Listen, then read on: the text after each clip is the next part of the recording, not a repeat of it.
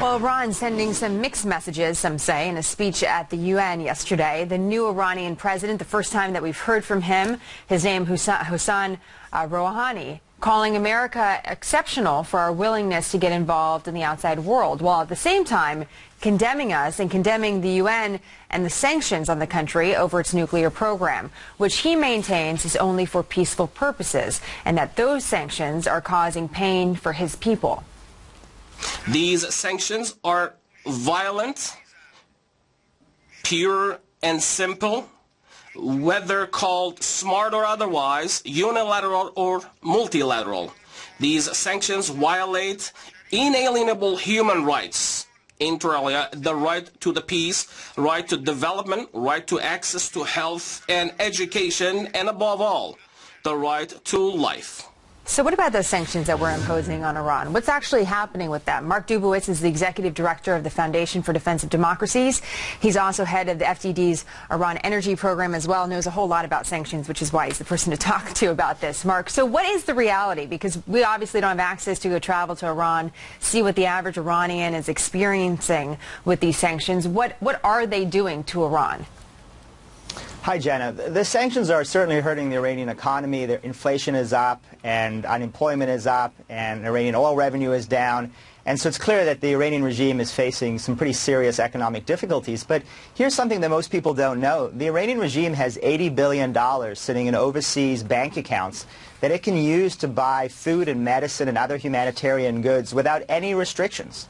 It's actually not spending that money. Somebody should ask President Rouhani why he's not spending billions of dollars of unrestricted funds to buy food and medicine for his people. So if that's the case, are the sanctions being effective, though, in stopping the pursuit of nuclear weapons?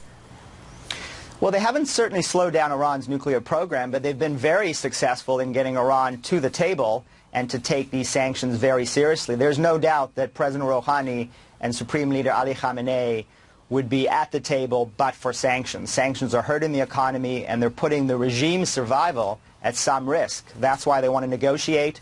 That's why they're there. So where do we go from here then, Mark? We understand there's going to be a big meeting tomorrow between Secretary Kerry and his counterpart, his Iranian counterpart. We just talked to Congressman Royce yesterday, who passed another round of sanctions in the House, but it's stuck in the Senate. So where is there to go? Where should we be going to keep the pressure on Iran?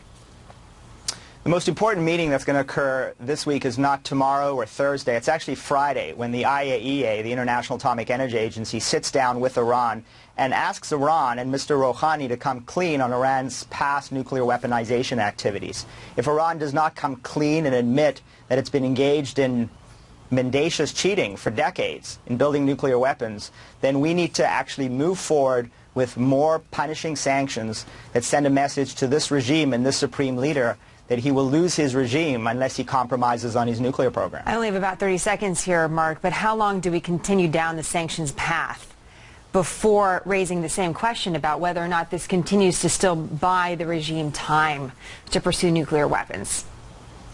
We have to make a decision very soon whether there's a negotiated agreement to be had or not, because in less than 10 months, by June 2014, Iran will be at the point where they'll be able to break out to a nuclear weapon without being detected by the International Atomic Energy Agency or Western intelligence. They will be at undetectable breakout, which means that at that point could break out to a bomb at a time of their choosing, or they could flip the leverage on the international community, negotiate for massive sanctions relief, got the oil flowing, the economy stabilized, and when they decide that they want to, they can have a bomb and a powerful economy at the same time. That will be deadly for American national security. We have very little time to stop them. Interesting to note that timeline, because that would mean by the UN meetings next year, we would be in such a different place. Mark, always great to see you. Thank you so much.